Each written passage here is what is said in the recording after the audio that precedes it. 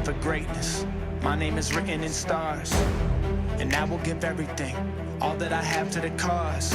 Fight against evil, run through the pain, battle it all, this is more than a game. I am a lion and I can't be tamed, it's how it was made, there's ice in my veins, run through it all. No matter the odds, I will answer a call. The enemy knocks on the door. Even the greatest among us will fall, but the greatest will get back up. So I won't back down, and I won't give up, and I will act now, and I will stand up. They know that I'm here for it all. Rise up, no matter what's in my way. Rise up, I will do what it takes. I will keep on fighting. I'll rise through it all. Rise up, no matter what's in my way. Rise up, I will do what it takes.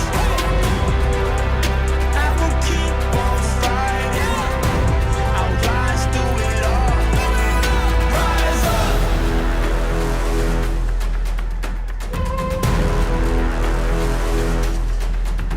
Rise up.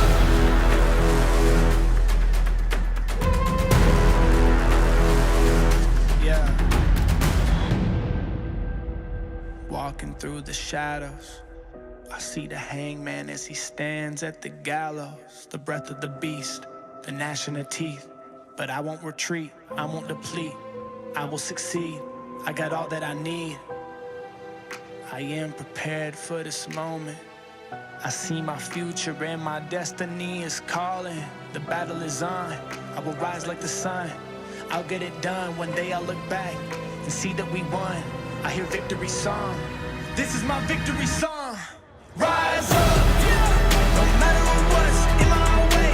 Rise up, I will do what it takes. I will keep on fighting. I'll rise through it all. Rise up, no matter what's in my way. Rise up, I will do what it takes.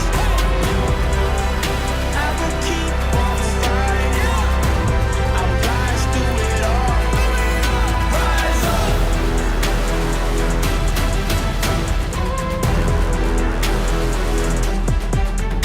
Rise up.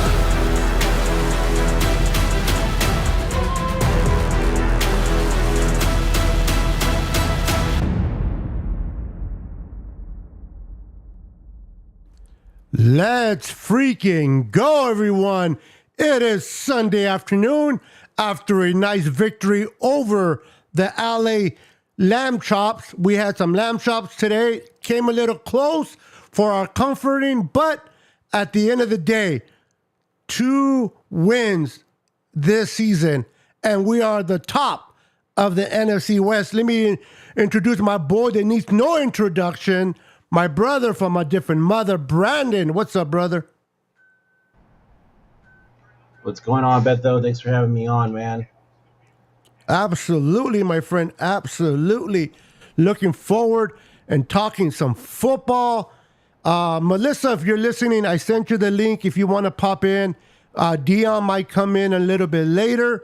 But before we get started, we all know to wipe our feet before entering. And we're going live also on my brother's channel, Forever Faithful. Make sure to go to his channel, subscribe if you haven't subscribed already, and support his channel. And if you can, just hit the like button on his channel and mine. We would truly appreciate. What a game, senor. Oh my goodness. The Rams came to play. But you know what? I can never get over how beautiful all that red looks in their stadium, which is our stadium. Not only that, but the NFL said, you know what? Since you guys take over Levi South, why don't you guys just wear your home uniforms for the game? Let's make it official. Yep, that was freaking perfect, man.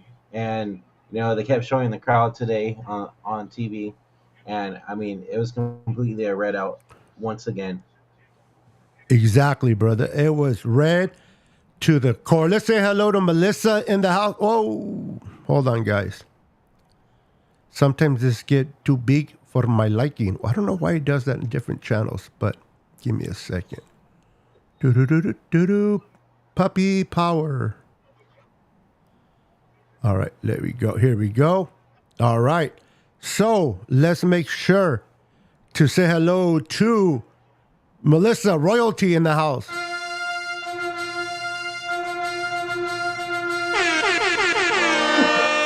I'd like to acknowledge the ladies in the house with Royalty.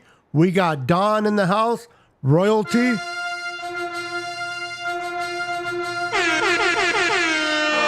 Let's go. Let's go. Let's see who else we have. Daniel Cantu, Daniel Barry Sports, in the house. How are we doing today? How are we doing? Let's see. We got John in the house. What's up, John? Welcome to the channel. We got Jay Avila in the house. What's up, brother? Welcome to the show. We got David Henry.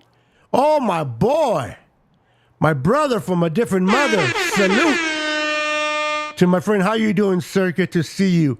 Javier Rios is in the house. What's up, Javier? We got Paul in the house. What's up, Paul? Welcome to the show. We got a Facebook user. Unfortunately, Facebook sometimes, because of all the securities, does not allow me to see your name unless you allow Ecamm to do so, or make it over to either my channel or my boy channel, or both of our channels, and YouTube will show your name so that we can address you properly and appropriately. Welcome to the channel, nevertheless. Let's see who else we got in here. We got Jason, my Uso brother. How you doing, Jason? We got Royalty in the house. My girl, Tanisha.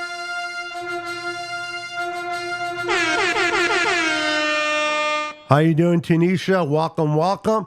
Let's see here. David says, hey, Brandon. He's saying hello. We got Rome in the house. What's up, Rome? Let's see here. Make sure I get everybody first. Then we'll get to the comments and discussion. Marcus Peter is in the house. What's up, Marcus? We got David Corona in the house. What's up, David Corona? We got Royalty. We got my girl, Ma Lopez in the house. Royalty. How you doing, girl? Getting that smile on my face each and every time I see you on my chat. Appreciate it. We got Fernie Leo Gonzalez in La Casa. What's up, my brother? Look at it. We got Brandon in the house. What's up, Brandon? We got 49er Fan 26 in La Casa. What's up, brother? All right. So, Brandon. Yes. How did you feel during this game, man? Were you tense? Were you feel like at any moment it can go the other way? Or did you feel confident that no matter how it went, we will get the dub at the end of the day? I was getting irritated with our defense today, man. They weren't doing anything. Our DBs looked like shit today. They weren't getting pressure to Matthew Stafford. I mean, basically the defense didn't look like how they looked like last week. So I was kind of worried some, especially with how close the game was during the whole time. We have a lot of cleaning up to do on defense for sure. And I thank Brock Purdy for keeping us in the game, especially with that 2-minute drive before half to tying the game. So, yeah, I mean, if it wasn't for that, man, I think I was getting close to doubting about winning. So, but I'm glad we pulled it off today. Absolutely. I am glad that we pulled that win as well. Fire it up, brother. Fire it up. That defense did scare me a little bit. It seemed like they were not penetrating enough for my liking. They only got to Matthew Stafford one time through the whole game. They got to be. Steve Wilkes has to definitely work on that. He started to bring the blitz a little bit more. They couldn't get it done with 4, so they started to bring that 5th player in, and it was a little bit effective, but they gave too much time for Matthew Stafford. And at the end of the day, Matthew Stafford, whether you like him or not, he's one hell of a quarterback. You give him enough time, he will carve you to death. But he did throw 2 interceptions, one to Isaiah Oliver, and I believe, who did he throw the other one to? Demo. Demo, okay. So he Demo. threw one and okay. So he threw one to Demo, and then he threw one to and Isaiah Oliver. What a great! Not only on the interception, he played a good one, but he also did it on that interception and that one hit. The one hit that he did that was able to stop them from getting a first down on the running back, which was pretty good. Yep. All right, bro. Take it away. We got impressed Melissa in the background. I'm going to bring you Melissa. What's All up, right. David Cantu? What's up, brother? Let me set up my girl. Bring her in. Yeah. So I mean, towards the second half, defense looked a lot better. Towards the end of the game, they looked even way better, especially after that first interception. So, I mean, all in all, man, a dub is a dub. We got it. We're 2-0. We're in first place. I'm feeling good, man. What's up, What's going on, Jesus? Izzy? Welcome. And let me say hello real quick to Christian McCarver. Whoa, that's big. Hold on. Gotta make that a little bit smaller. I don't know what's going on here. Too much steroids for my. All right, guys. We got Easy in the house. What's up, Easy? Can you hear us, Easy? I don't think she can hear us. Can you hear us? Who, me? Yes. Yeah. I can hear you. Oh, you didn't respond, so I figured you couldn't hear us. What's going on? I thought you said like easy, like somebody else, not me. So that's why I didn't respond. Oh, I'm sorry. No. Did I say it wrong? If I did, I apologize. It's okay. How does you a guys proper are- way of saying it? Said it like Easy. Easy. Okay, I'm not hype. I'm sorry. I'll just call you Melissa. I'm old school. Oh, mom. Yeah, just call her Melissa. It's okay. At least you would have responded right away, at least. I'm okay. Just today's been a bad day, so. Sorry to hear that. At least the Niners gave you a W to kind of cheer you up a little bit. And then we had a great play by number 15. He had a great Storm up again. first down, but then he had that huge penalty, which got me really upset. But it I is think what that it was a is. bullshit call. I think the worst penalty call though was Dre Greenlaw, but I think that's expected after New York calls in during the Charger game and has you ejected because Justin Herbert's rolled into you, and now you're on like the NFL's hit list, like you're a dirty player. So it is what it is. But Yeah, that was a bad call. I don't care what people say. That was a bad call. my What's up, favorite Brad? play of the day, and my favorite play of the day, and thank God it didn't freeze on me, was the Diamador Lenore interception. I got so excited, like I had to like control myself because my mom's on a heart monitor right now, and I was like afraid I was gonna like make her like freak out and like have her spike her heart monitor. Yeah, you But I don't just- I got definitely don't so want to do excited. that. Definitely don't want to do that. Definitely want to keep her calm. But this game was definitely exciting. It was. Listen, the Rams came out to play. I was talking to Rudy during.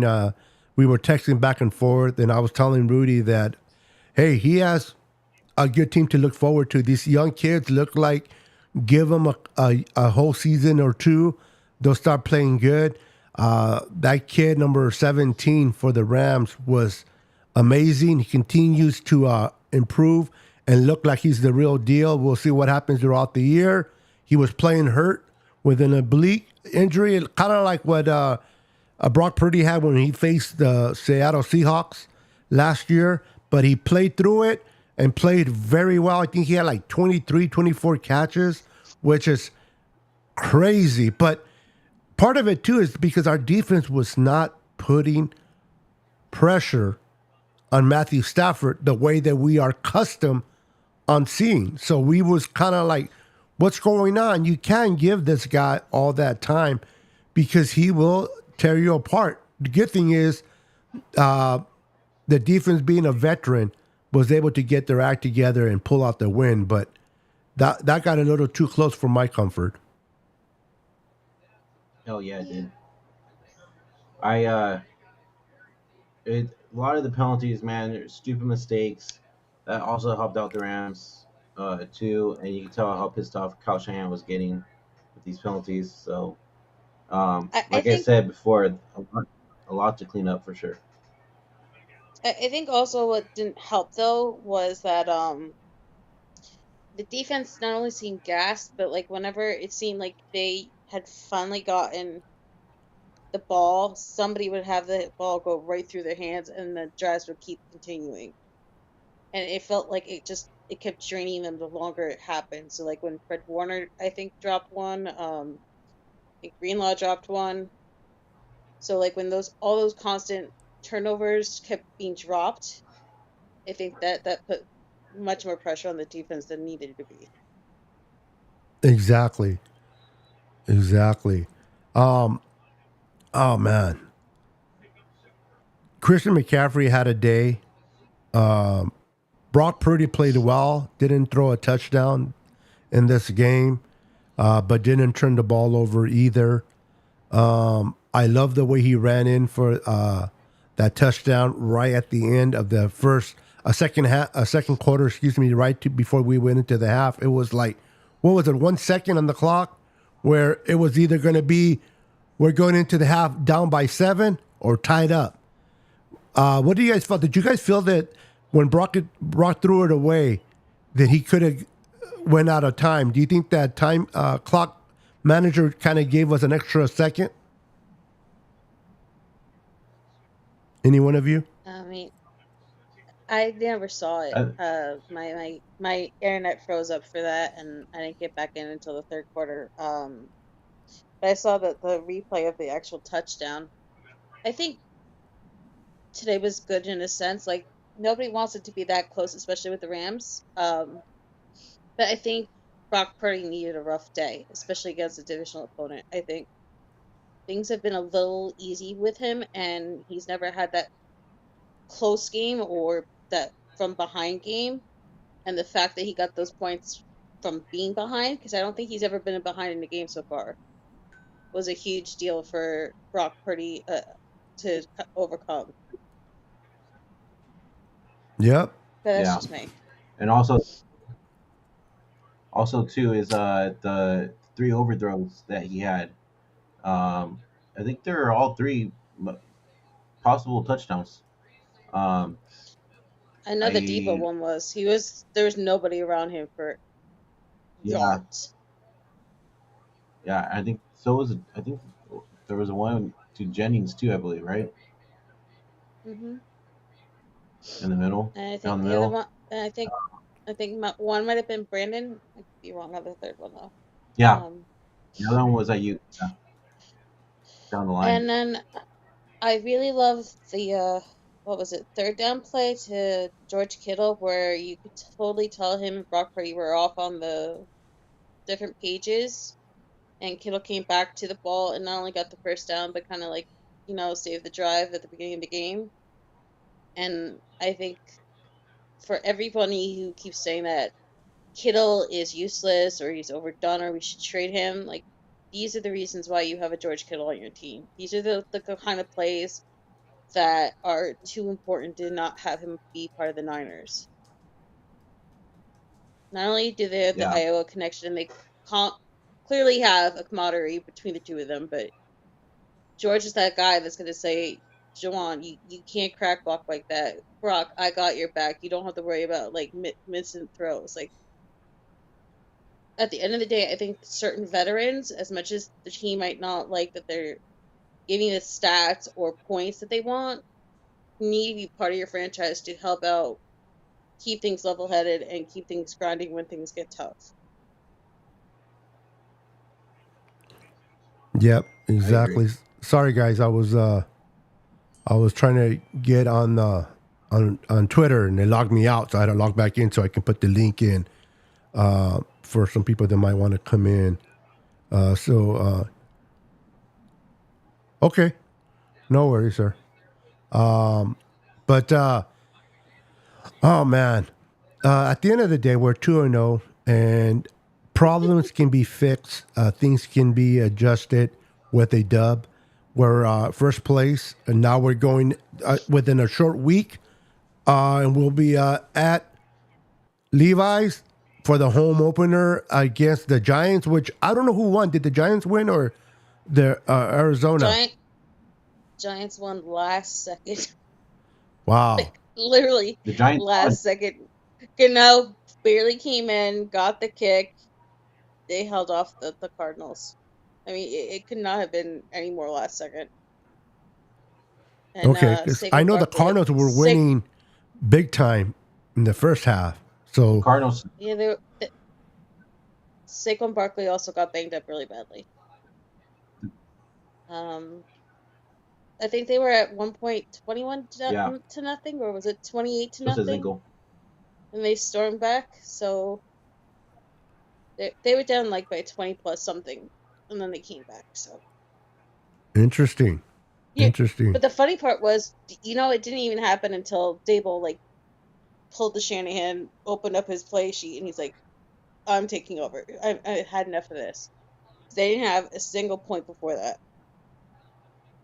Yeah, Not it in the wasn't the Cowboys prettiest. game and It not in wasn't the Arizona prettiest either. game, to say the least. It was a pretty ugly game. Kyle's going to look at this film and kind of fix some things up. I hope that Steve Wilkes looks at this as well from a defensive side of it. But again, with a W, it's nice because imagine we would have lost to the damn Rams and they would have been number one, and then we would be going in a short week to face the Giants with a 1-1. I feel more comfortable going 2-0 than 1-1 to that game. I guess. And by the So, way, me am and I the Brandon are only- going to be there, Same. person, at that game with amongst other people like Jess from East Red and Gold.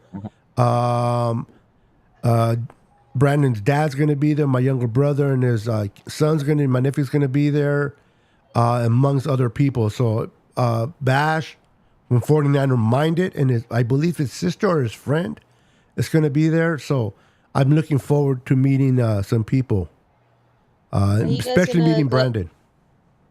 Are you What guys was- gonna go Yeah, to the it's gonna be fun. Are you guys gonna go to the John Chapman meetup before the game? Over in the Blue No, Lot? no, because the way it's set up, we're not even going to be able to go to the tailgate. We have to be inside the stadium by a certain time, which is at least 2 hours before they actually let everybody else in.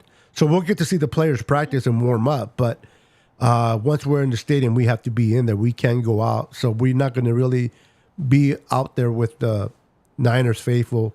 But hey, it's a free pass. We got invited to go, and I'm fired up for it. And I really just want to say thank you to Jess for making that possible. You're the bomb there. That's for sure. I don't know if he's gonna have an event the day before, but he also usually always has like an event the day before the game, or like even like hours before the game, where guys like meet up, they have fun, and then they walk over to the stadium together. So Yeah, I think he's going to do that would it be cool. the day before, and I'm about an hour and 15 minutes away. That's on my bucket list, to go to a Niners Rush road trip event. Yeah. Well, he moved down. Chaplin he's next door to me now. He was living in L.A. and is literally next door to me. So that's kind of cool. But yeah, I think he normally has those things like Saturday night, Saturday evenings, and then they go to the game on Sundays. But in this case, since it's a Thursday, I don't know, and it's a night game. Maybe they do it a few hours before the game. I don't know how he's going to work it on a Thursday. So, am I the only one that was shocked that Isaiah Oliver Uh, had that huge interception? Shocked, like Like, in I was calling for Isaiah Oliver to be cut, and like the second I gave up hope on him, this guy, he gets this big turnover. Like the defense was struggling all day, and then they get that first big Stafford turnover. Isaiah Oliver's a good player. He's just learning a new defense, coming into a different scheme, trying to get comfortable. I expected him to eventually yeah, show up the way he did. So it didn't surprise me. It was just a up to- matter of when. Okay. I know people are like, who is this guy? I'm like, bruh, really? Like, you ever heard of him? Yeah, Came from Atlanta. he's pretty good. He's pretty good. He just I got to get just his He's feet good, underneath man. him here. so is he gonna stay Yeah, he just need outside to and get they're a gonna little bit of keep? reps. Are they gonna keep him outside now? And Demo's officially the nickel. I think so. Uh, Probably, yeah. It's only in the nickels package, so I know that. And also too is because since Womack is hurt, you're gonna see a lot more reps from him. Yep, 6 to 8 weeks. Do we know anything about Brandon's injury? 'Cause that also like freaked me out. Like he got hurt, he came back in, he got hurt again, he came back in, he got hurt again. Then What's eventually, up, I think they Tommy? kept him out. I heard I heard it was like a neck type of It wasn't a injury, shoulder? not a shoulder. Oh, wow. No, Well, whatever they gave like him they in were the rubbing 10, he on. finished the game.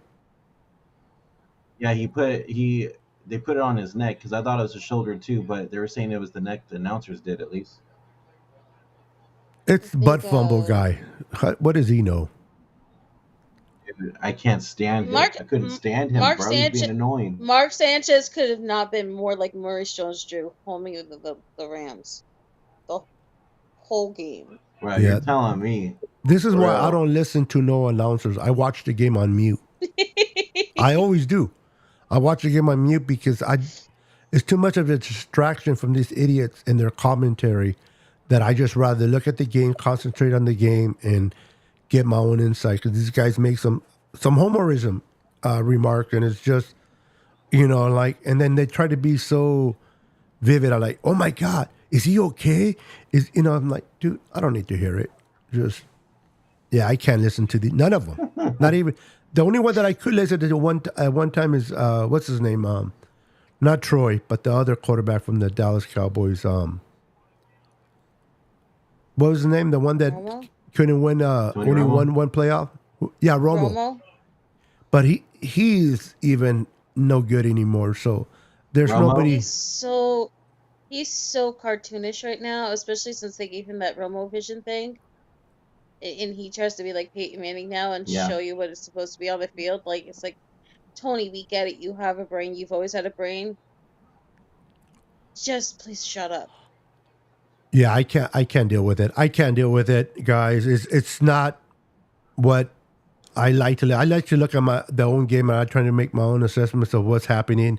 And really, when you listen to it on mute, you don't get as distracted as you can see more of the game. Some people tell me I can't do it because I fall asleep. I'm like, well, if you're falling asleep on a Niner game, I don't know. Get some sleep the night before, but I like to watch the game. I like to make my own notes. I take notes of the game so that I can talk about the game. But Beto hates. Yeah, right.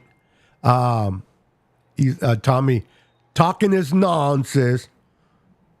Tommy, Okay, so come on, Tommy. Come on, Tommy. Thug Life certified.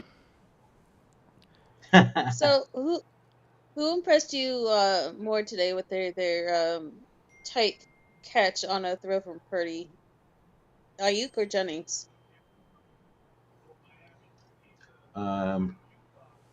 That deep ball to Jennings was actually hella nice. I'm not gonna lie. Well, I'm sorry. I What don't was the understand question why again? I said, who impressed you more with their like tight like ball that they were thrown to by Purdy? Ayuk or Jennings? Um, that Ayuk one was pretty good, man. It just when he lay there in pain Yeah. because he caught it for the. I mean, they're both really good, to be honest with you. But that Ayuk one, I was impressive. It just did not like seeing him laying Yeah. there, in that pain, man. I was kind of like, come on, man. As much as I want him there, excuse me. As much as I want him there, he was in pain. They should have taken him out. I was also really impressed with Moody staying consistent on field goal kicking, even though he did kick the one kickoff out of bounds. Yeah, what? Just want to say hi to Dina Harvey is in the house. We got royalty in the house. How you doing? Welcome to the channel. Good to see you. And then Tommy, talking his smack, but I still love my boy. Welcome, Tommy. So let me ask you guys. I'll start with Brandon, then I'll go with Melissa. Brandon, what was your takeaway of the game? What was that turning factor where the game was close, but this happened that made you feel comfortable that this is in the bag, we're going to win this game? What was that turning factor for you? I think after they got that first interception and they scored, Paige just fumbled the ball. And they scored and they made it a 10-point lead. That's where I was more like, okay, we're good. We're good now. Like we can win this game now. And the defense looked like they stepped up too afterwards, and I wasn't worried as much anymore. Thank you, Dina. I hear you. I got you. And what about you there, Senora Melissa? What was your point of no return when whatever took place made you feel like, you know what, we got this? I would like to say it was earlier in the game, but it really wasn't. I think the two things that made me feel comfortable, especially defensive wise, was the Diamador Lenore interception, and then I forget what part of the game it was. The Javon Kinlaw thing where he got his hand up and he helped bat the ball down. I was like, okay, so it's not their day. Bosa got a sack, and I think what helped was there was enough of the veterans that they came up in those big moments when someone needed to make a play. It felt a lot like the Saints game to me from 2019. Okay. Like it wasn't their day, but they did enough to hold on. And that's what I was impressed with. Okay, interesting. Yeah, that's cool. I like that. David says, I did not expect a ton of sacks. The Rams play fast break football. Stafford has a quick release, and when they are right, the best any defense can hope is for a mistake. And with that, your comment there, Senor David, and you're right. He did make two mistakes. He turned the ball over twice. Do you guys think that those two turnovers by Matthew Stafford were on him? Or do you think it was the receivers not catching the ball properly and giving it up for INT? Either one of you. I think the one was on the receiver because it was tipped to the defender. So I don't think that was so much on Stafford, but I think also in their The second one, minds, yes. the Niners kind of. I also think that the Niners in crunch time kind of got in their heads on offense because you could see that they were trying desperately to make that one final push to tie the game. So I don't think it was all on Stafford though today. Okay. What about you, Brandon? What's up, David Williams? Welcome to the show. My MVP had to be Christian McCaffrey, but we'll get back I'm gonna say to him in a little bit. I'm gonna say the first one was on the receiver because it was tipped, like Melissa was saying. Second one was definitely on Matthew Stafford, the one to Demo. So Was it that the pressure just got to him? See, and you can tell the difference when the pressure is there. I forgot.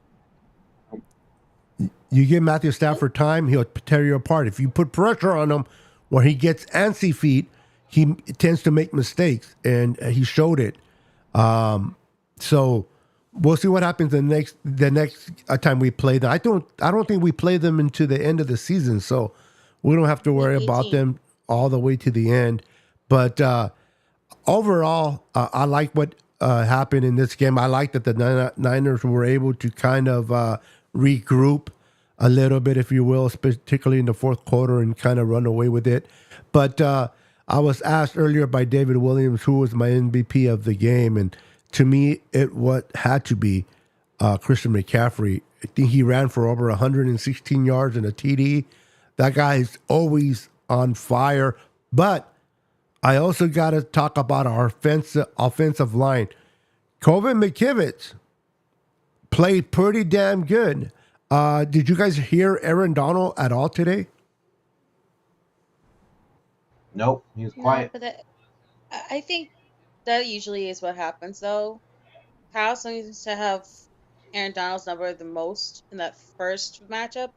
It's the second one when Aaron Donald's pissed off that he usually has the better game. So I Yeah, think, and we didn't have Daniel Brunskill this time. His daddy. Now his new daddy is McKivitz. Or Spencer Buford, I should say. There's a guy on Yeah. I think YouTube. Go ahead, Go ahead. Melissa. I said, Well, I was gonna say that okay, we can't be playing pause and goes. We're like, the viewers are gonna be like, shit. One of you guys talk. You guys talk at the same time and pause at the same time.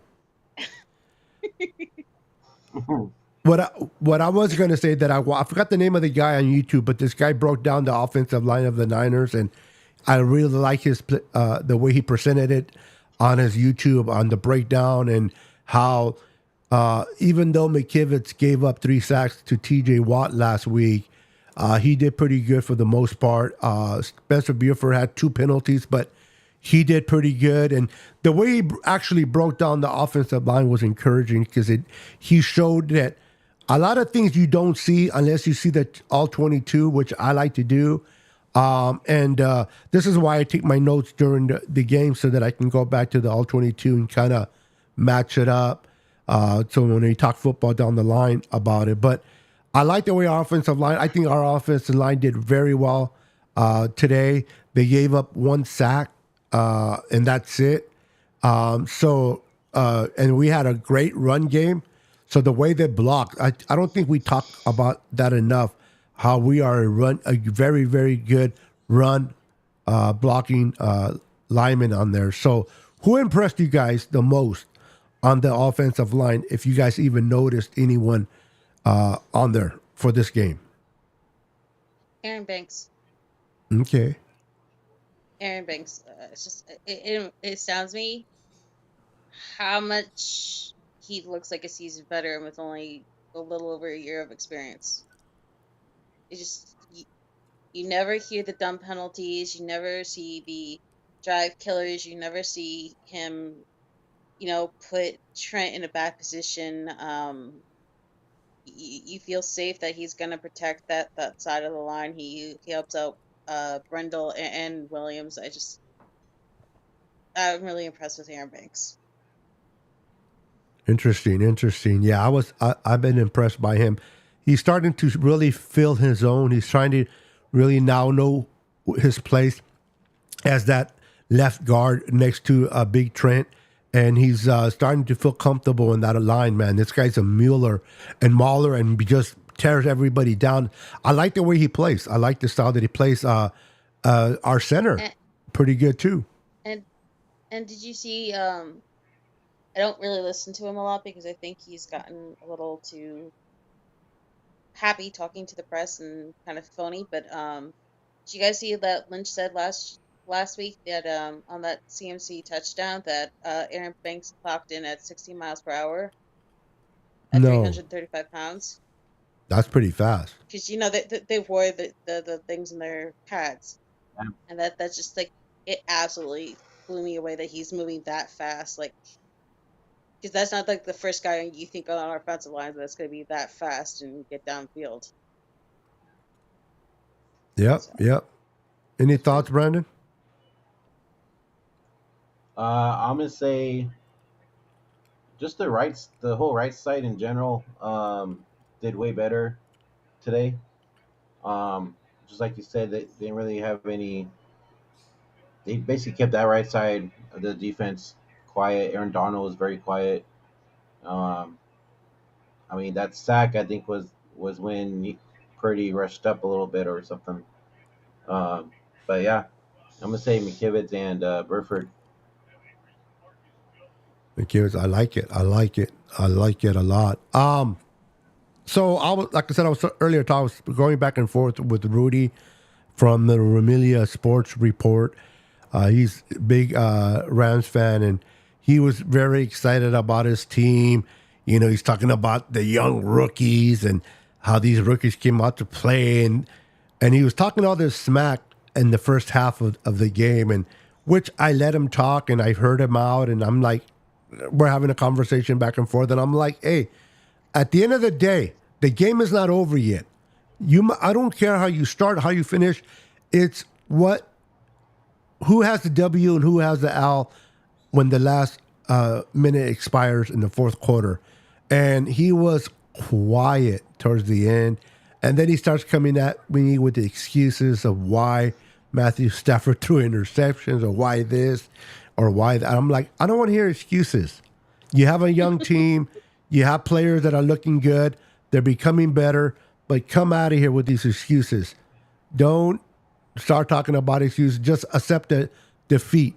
Real quick, I just want to welcome East Coast Red and Gold podcast. Yes. We got royalty in the house. Your ears probably been ringing because we were talking about you earlier. We were giving you thanks for this Thursday. We're going to be meeting up, getting to enjoy the game in Levi's, courtesy of La Senora Jess from Jersey, the East Coast Red and Gold representing in Cali this Thursday. I'm looking forward to meeting her and meeting everyone else.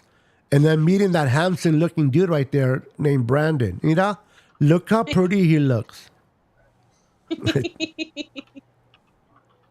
So, guys, we're going to be live on Thursday from all our channels. What was that, Brandon?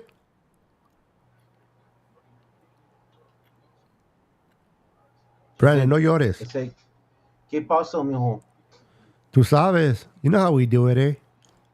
So, the Niners defeated the Rams 30-23. They gave up the last field goal. So, anybody that put money on the Niners and you took the 8, that sucks. That extra field goal kind of hurts you. If you bet it when the line was 7, then you pretty much scored on that. Let me ask you guys, who in the Rams, and I'll start with Melissa and go to Brandon, who in the Rams impressed you the most on that team? That you're like, you know what, this can be a definitely good player, other than number 17, which is the obvious. But who else? The running back. Karen Williams? Anything. Yeah. I didn't expect anything from their running backs, especially after you hear, once again, Cam Akers and McVay are fighting, and now he's like, indefinitely inactive. Usually the one thing that, since Todd Gurley has left the Rams, that's the one thing that you don't really worry about is their running backs. The fact that he was eating up so much yards, that concerned me, but also kind of impressed me. So good for him. Yep. What about you, Brandon? Was that running back number 5? Is that who that was? No, I don't know what number he is. But same thing, the running back? Whoever number 5 was, that guy has I think that was the receiver, Tutu Tatwal or whatever his name is. Tutu Atwell. Yeah, Tutu and Paku. Yeah. Now, hey guys, real quick, is number 17, is he an American native? I can't tell, but he looks like American Indian, huh? Or am I Yeah, I think tripping? so. I think he is. That's cool, man. This kid's he, I heard his story, and he has a great story, man, which a lot of players do. I'm not a big Rams fan, but I love football first and foremost, and I have no problem recognizing an individual player, whether he plays for a team that I don't care or a team that I dislike. I like to give credit where credit is due, and definitely this kid was impressive to say the least. He looks like waiting till Cooper Cup comes back. They're gonna have Cooper Cup and this kid. That running back, that's promising. But we all know at the end of the day, they are what? The same old sorry Rams. Oh, sorry ass Rams. Uncensored by my boy Brandon. Say it again, bro. Say it again. All right. Same old sorry ass bitch ass Rams. There you go. You heard it first. You heard it According to first. the Google, Puka Nakua is West Samoan, or at least his mother is. Oh, Samoan. Okay. Islander. Okay. Okay. Cool. That he looked like American, but I can okay. see that. Yeah. That's cool. So we beat the Rams. We're All right, Beto, I gotta dip out, but Bye, B. tell your Nice your talking to you girlfriend I said again. hello. Tell her thank you for sharing you with us for a good for 40 sure. minutes. I do. I do get chulo. Mom is milk. Ay, All right, brother. We'll see you later, man. ay, papi chulo. Let's move Melissa over. Boom! There she is. Bye. Let's move her over to that spot. So, Melissa, we have a few more minutes. We are playing the Giants this Thursday. Did the Giants and the win over the Cardinals impressed you at all? I don't know if you've seen the game, the highlights, or anything about the I Giants, but are they okay. impressive right now? I live in Jersey, so I have no choice but to watch every single Giant game, and it's gotten worse with my parents both being sick right now. That I need to keep an eye on my mom. Um, no, I'm not impressed at all with the Giants. I think they are so uninspired. Um, they paid Leonard Williams, they paid uh, Dexter Lawrence, they paid Daniel Jones. They didn't pay him what he wanted, but they still paid Saquon Barkley, and they paid Darren Waller. And it's just every time you need a giant player to come up big for anything, they no show. Like Yep. it astounded me that Isaiah Hodgins and Hyatt even got balls this game. It felt like the people who actually get yards, that the people who actually have a fire to prove themselves, especially in the New York media, just seem to be forgotten until like it's the end of the game and there's not much you can do. And thankfully they were going against the Cardinals, so they could come back from that big deficit. But no, there's not very much to. And that's not to say that you couldn't lose to the Giants because they have enough talent to actually win games. It's just when you need those players to make big plays, they don't make big plays. You know, it Yeah. was kind of like I don't know if you guys saw it, but I was watching the Bills game to begin the day, and they had James Cook out there, and it's just you know like where we kind of have been spoiled where our running backs either high step tackles or they break out of tackles or they go around defenders so they don't even have their ankles touched. It just it feels like there's so many guys in the New York, New Jersey area that have talent, but they don't have that innate something to be bigger than what the moment calls for. Yeah. Yeah. I hear you. So the Giants, and the reason why I asked you in particular about the Giants, because being that you are in Jersey as well as Jess, I'm pretty sure that a lot of the Jets and Cowboy fans pretty much take a lot of that. So Okay, so it must be actually, painful. North Jersey where I am, it's mostly Giant fans, Jet fans, and then there's a mix of either like Cowboys, Pittsburgh, Niners, and a few other random teams thrown in there, whether it's like a Packers or something. Um, South Jersey is what's different. South Jersey is like almost, from what I've seen of South Jersey, so I can't speak for the entire bottom part of my state, but most of South Jersey it is really Philly fans. Okay. So Philly fans, interesting. Interesting. Mm. But yeah, the Giants.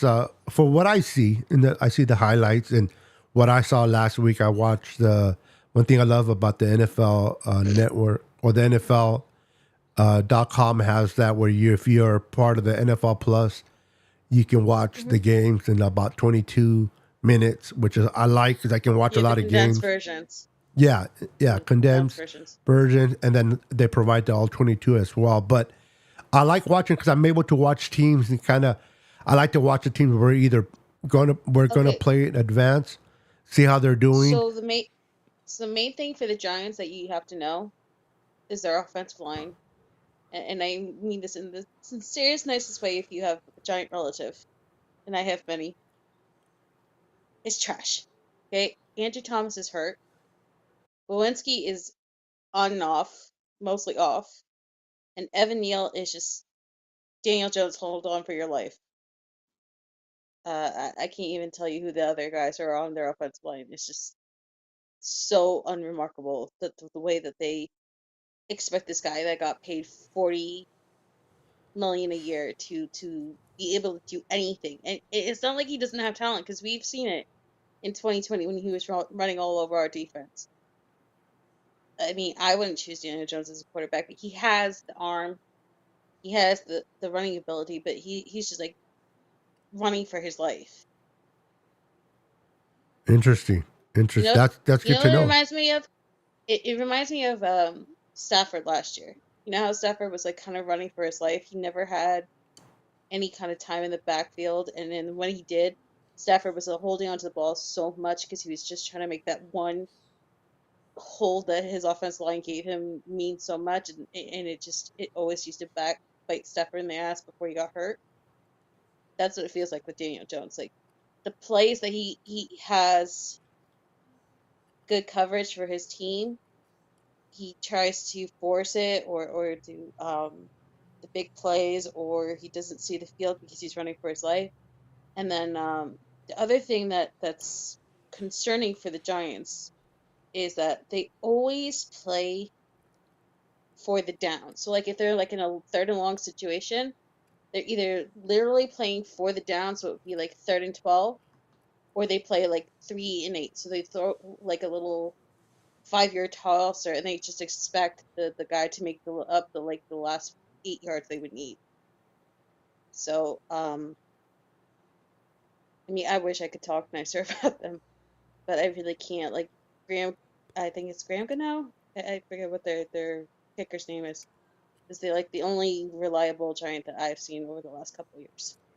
Well, their defenses would have been known more efficient is their defense, their linebacking core, their secondary, but even their defense have not You really do shown realize much. you do realize who they traded for their linebacker core, right? I'm sorry. That was supposed to be their big pick. You do realize who they traded for? That's supposed to be their big pickup as a linebacker, right?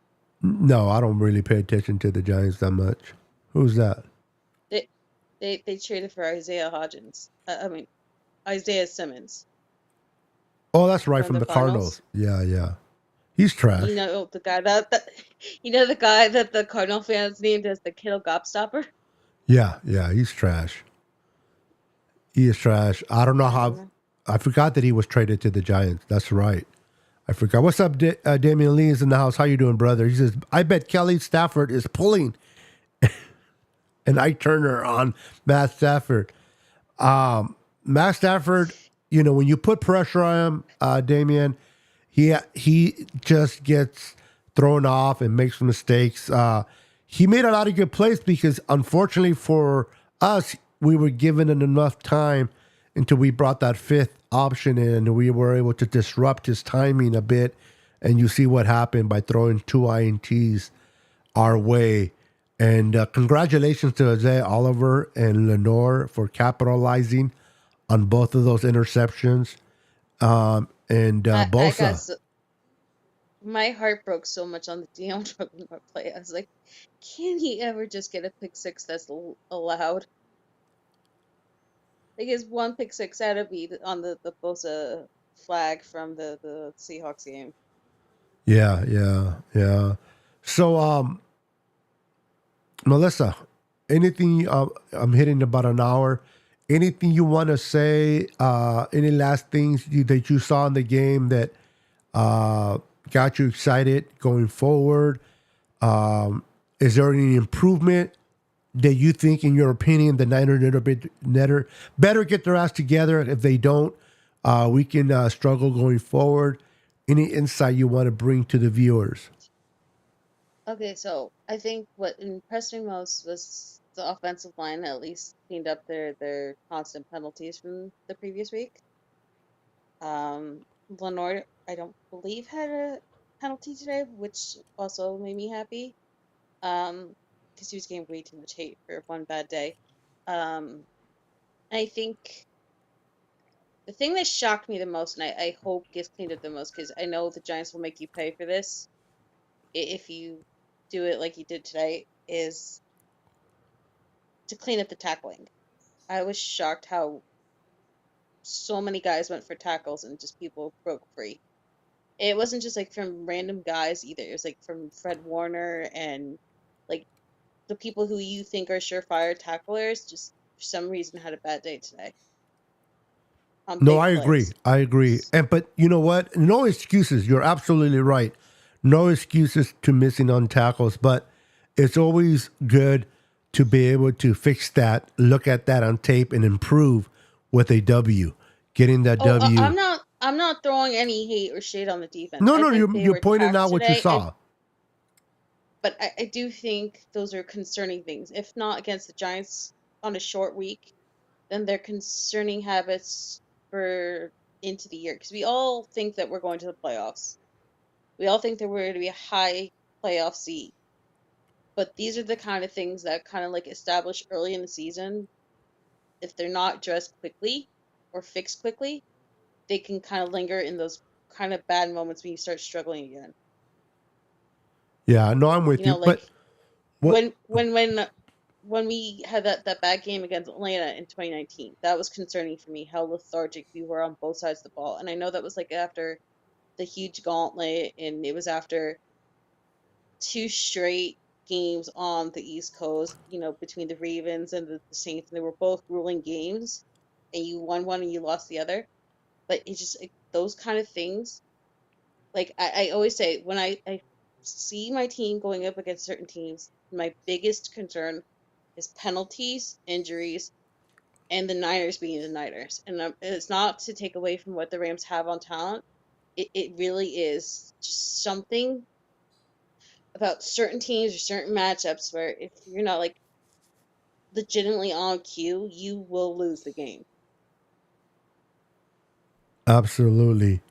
Real quick, guys, for any future reference, just make sure to. For more awesome content, like and subscribe now. And then also, the Rams thought Rudy thought that the Rams had a chance of winning this game. He felt confident, Damien. I was talking to Rudy by text. I was texting him on his phone through the game. He thought they had a chance, but at the end of the day, epic fail. And this is what we heard.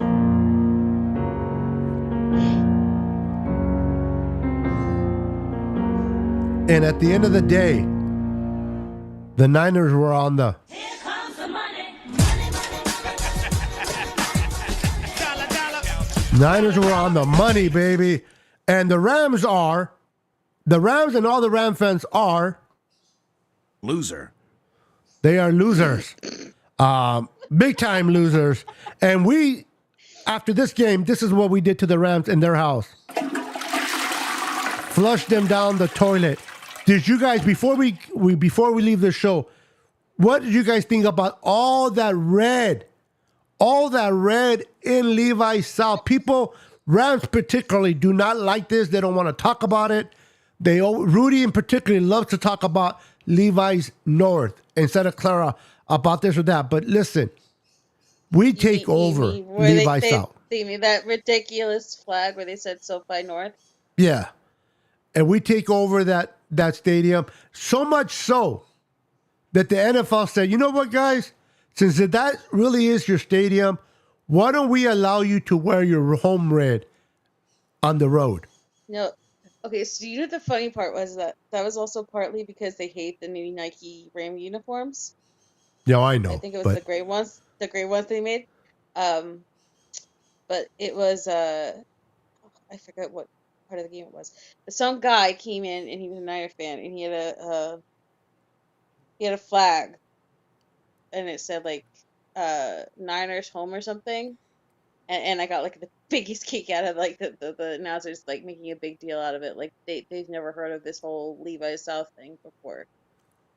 Yep. Like I wouldn't know because like I said, I don't listen to no announcers. Ever. But you could have seen it in the stands, the flag where they zoomed. No, I see. Yeah, if it's visual, I see it, but I don't know what they're talking about. Reference from it because I have it on mute through the whole game. Yeah. But definitely can see it. So can I ask you, who's your unsung hero of the day? You already heard your MVP. Monster, I'm going to answer that in 1 sec. I just want to acknowledge Tanisha's question. She says, after watching the Cardinals versus the Giants game, should we be worried about Thursday night? I don't think so. I think the Cardinals are who they are. The Cardinals had a lead and the Giants came back to beat them. Barely. I mean, they barely beat the Cardinals. And the Cardinals is trash. So, I mean, the Cardinals are trying to tank. And they almost beat them. So, I'm not worried. That's not true. That's not really true. The Cardinals have almost won 2 games already. Almost. It's not good. I don't care about almost. And they played the Giants really hard. I think if I were to say something concerning for this game, it'd be that the Giants defenders do not care if they hurt you. They really don't. Thibodeau and the rest of them, they hit hard, they hit violently, and when they're down, they get sloppy.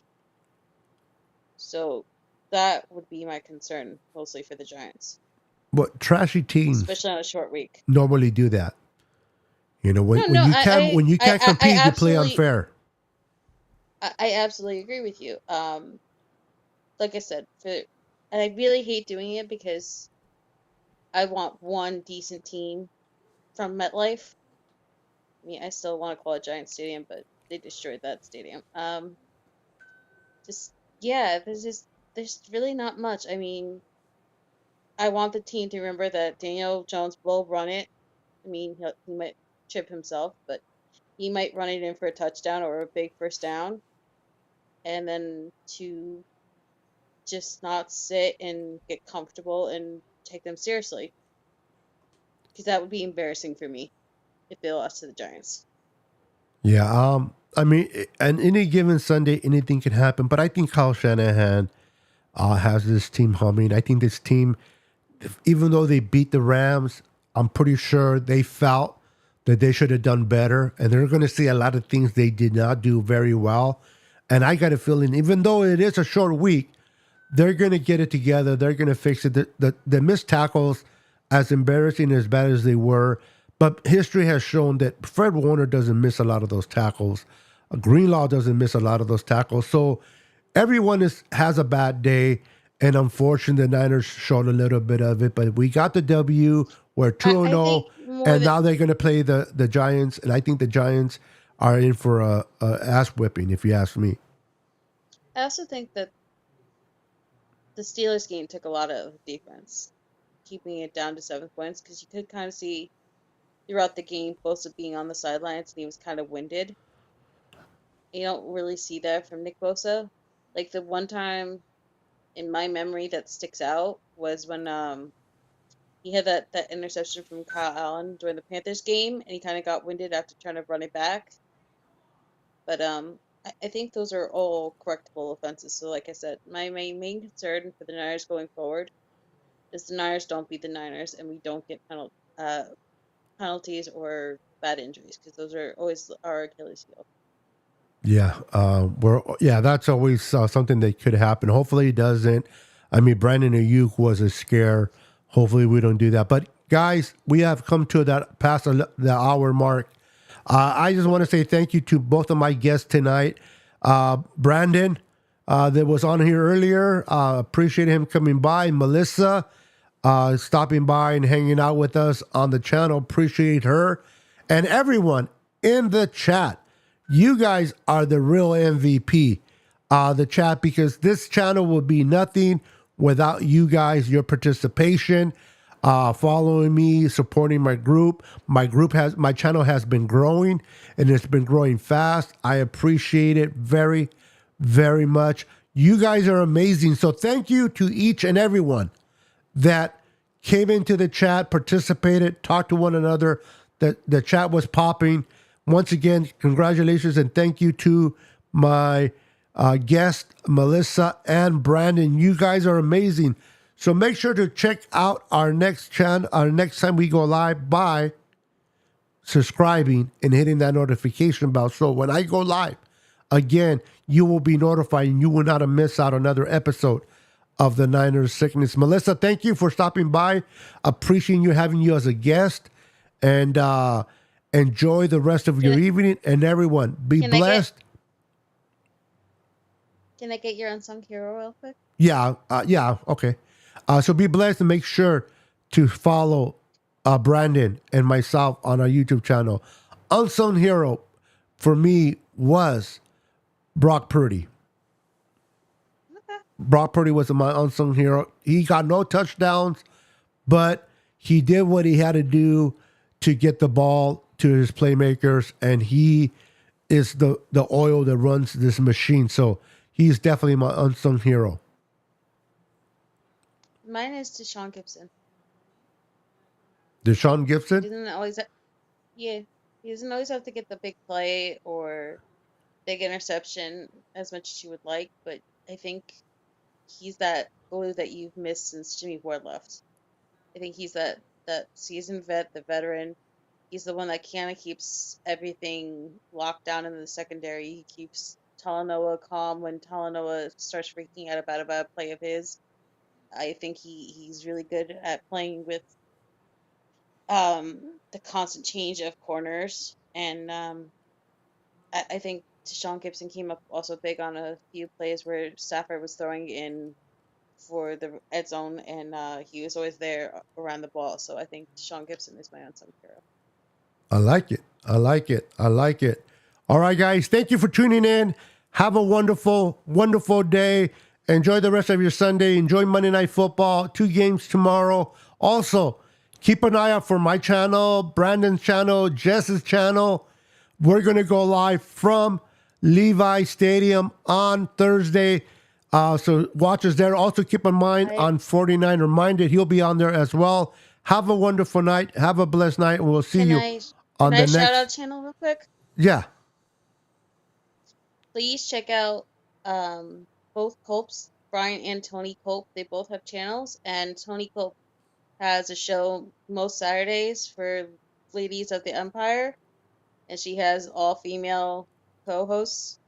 So please go check that out, because it's nice to support different people, and the women of this fan base are just incredible. And Jess was on there this past Saturday, and so was Crystal from Nothing But Niners, or as she's known as Tiffany Peachy. So Dina Harvey was on there, and she was lovely.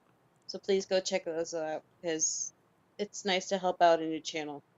It sure is. And really dedicated fans. Thank you for sharing with that and lifting their channel up. Appreciate it. And I echo that statement right there. All right, guys, have a wonderful night. We'll talk to you guys in the next Niners Sickness podcast. Peace.